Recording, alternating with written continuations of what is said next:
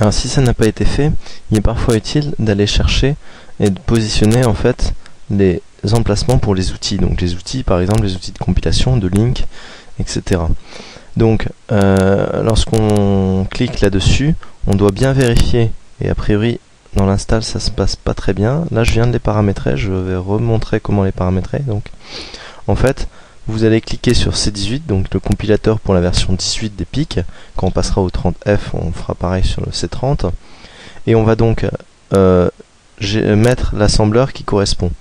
Donc l'assembleur, là il n'y a pas de problème, on va chercher dans MPSM suite.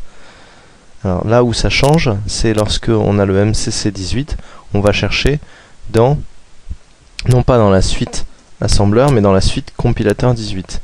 Et on va chercher donc à chaque fois le fichier qui nous est demandé. Donc là c'est MCC18, donc on fait MCC18. On fait ouvrir et là on fait appliquer.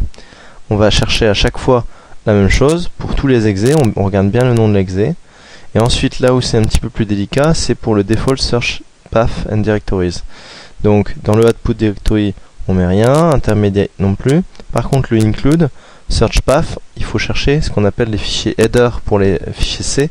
C'est en fait les signatures de ce qu'on peut utiliser. Donc par exemple la fonction printf pour afficher du texte, eh bien elle est définie là-dedans. Au moins la façon dont il faut l'utiliser. Ensuite les librairies qui permettent de savoir le code qui est réellement exécuté est dans lib. Et ensuite le linker. Alors le linker script, donc c'est ce qui va faire le lien entre votre version de PIC et la librairie que vous utilisez.